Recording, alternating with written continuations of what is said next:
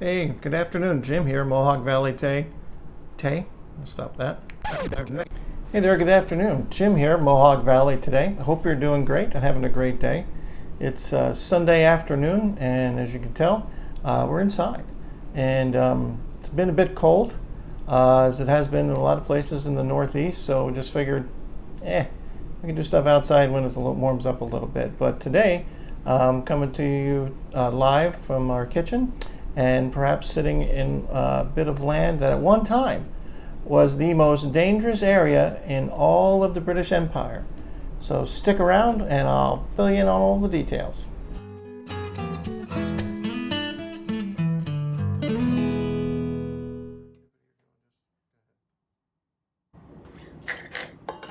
All right, like I said, it's welcome back. It's kind of like a cold day, and oftentimes on a cold Sunday afternoon, I have my wife make bread, and so that's kind of what we're doing now. But I did want to talk to you a little bit about a story about someone by the name of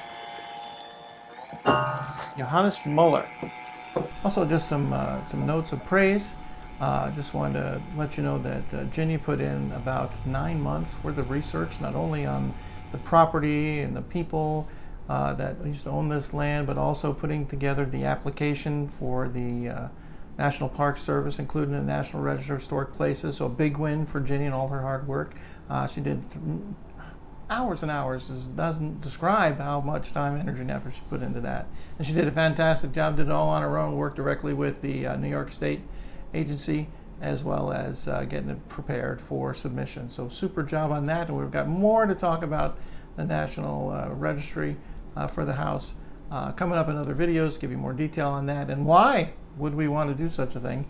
We'll let you know about that in another video. Johannes Muller was the original patentee, essentially the family who owned this property.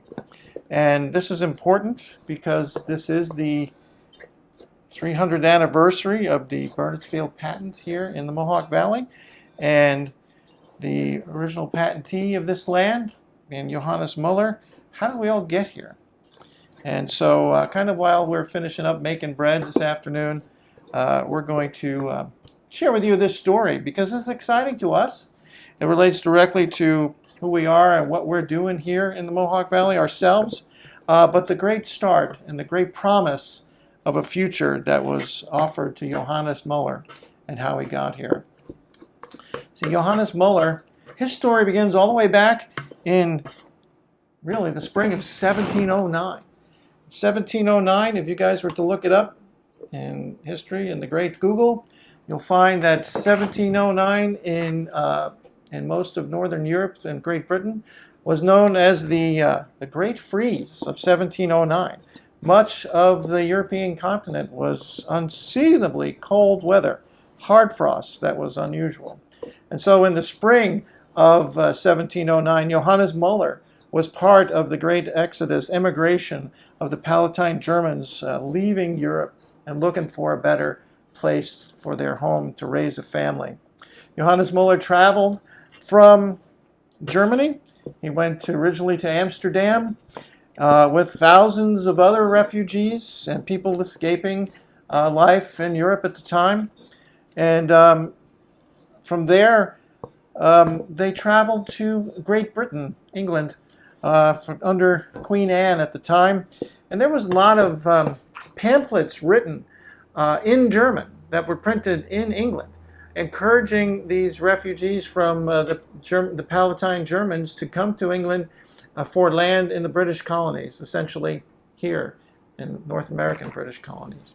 And so Johannes Muller heeded that call and did what he could to make that journey. Once they were able to get passage on the boat across, I think this is 1709, 1710, and they took a boat from England to North America, to New York in 1710. A tremendous, arduous journey, dangerous. Oh my gosh, many people died essentially through illness and malnutrition and just the dangers of sea travel at the time.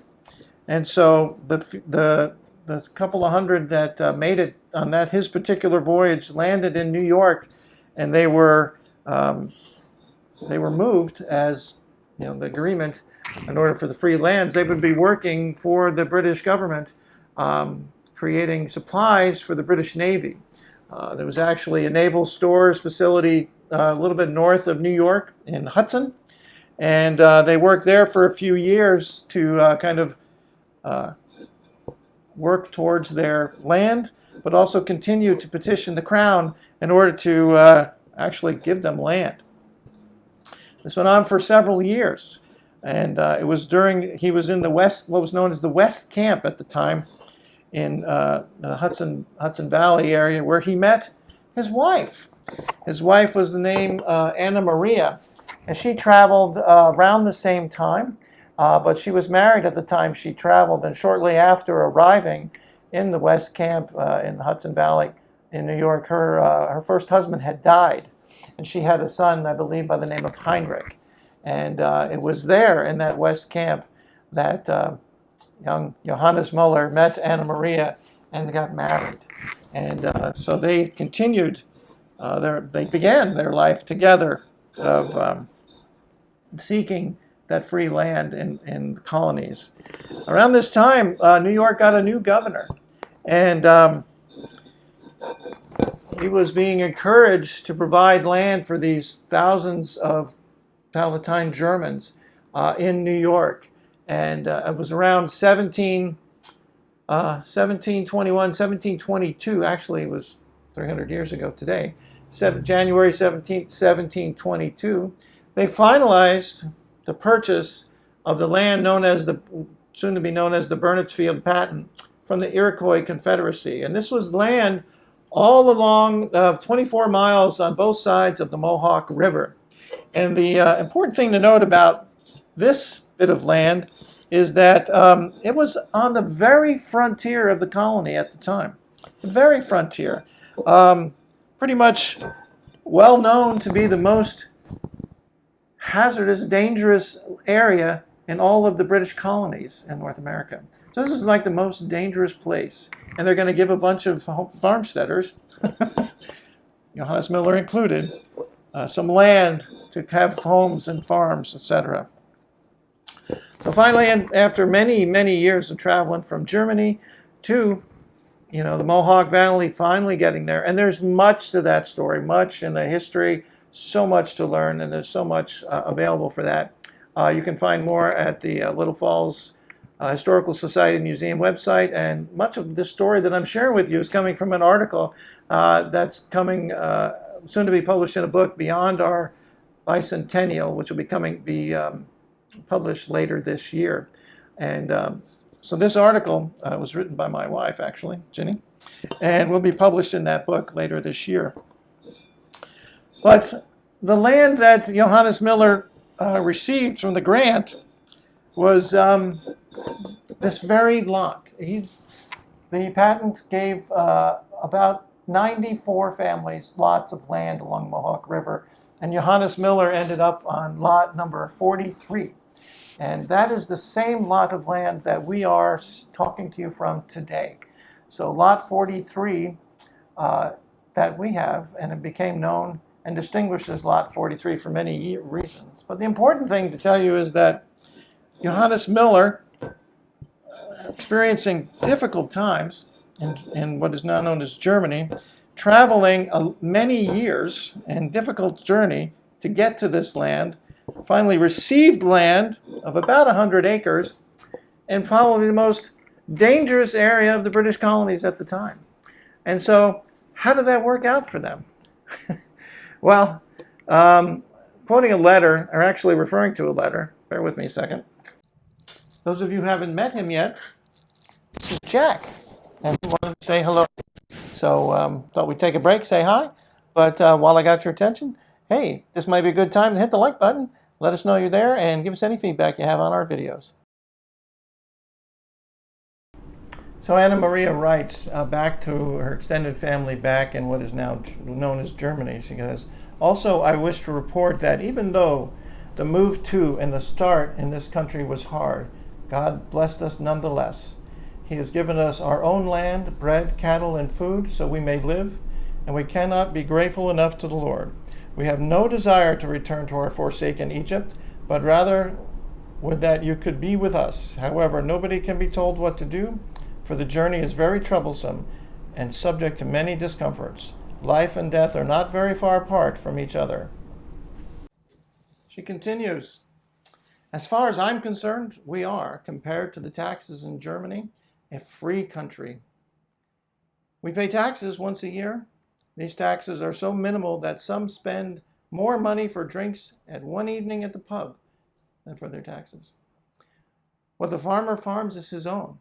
There are no ties, no tariffs. Hunting and fishing are free. Our soil is fertile and everything grows. I have 100 acres from the crown, and we bought another 100 acres. Johannes Muller and his wife, Anna Maria, certainly prospered after their long journey and struggles to get here to this area and get to this land, Lot 43. And in research for the article, my wife found that this land, this particular plot of land, was retained in the Muller extended family for over 140 years. The same extended family owned this property, and it was one of their descendants, Moses and Lucinda Van Slyke, who built this house on this lot of land in which I am now sitting. We're really just grateful. We love this house. This is a fantastic house. You may have seen some pictures of it from the outside in other videos, but this house was a tremendous house, and this demonstrates at the time the success of the farm, because this farm, this Van Slyke farm at the time, Lot 43 farm, was written about back in the later 1800s as a farm, as distinguished dairy farm, contributing greatly to the very first cheese market in the United States was here in Little Falls, New York. And this farm, this land, this legacy contribute to that. It was an important part of that cheese market, the growth of the cheese market in this country.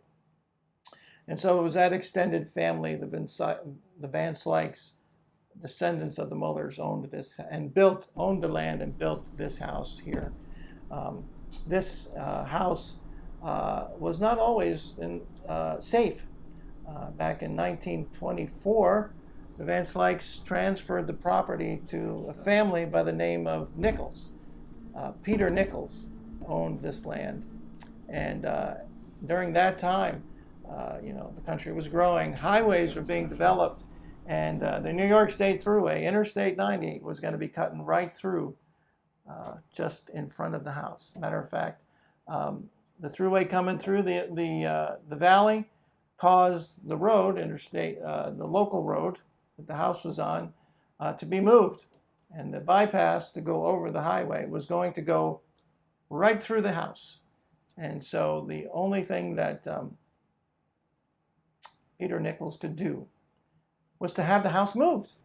So he moved the house. He paid out of his own pocket to have the house moved to its current existing location. To today, this house has been at this location, still within the boundaries of the original Lot 43 from the original British patent, Burnetsfield patent for the Palatine Germans. This is what we celebrate for this 300 years, that we are part of this property, this land, this property actually in this land, which has been owned by, we are like the fifth family to actually own this bit of property, and we're very proud of that and very happy to be able to continue the legacy as we get outside and we figure out what we can do with the land to make it more productive once again. It has been a farm for many, many years, and we'll see what we can do with the land outside. One thing that you might be interested to know, very recently, this house on this land was recently added to the National Register of Historic Places with the National Park Service. So this is now a National Historic Site, home, property, whatever the word is that they use.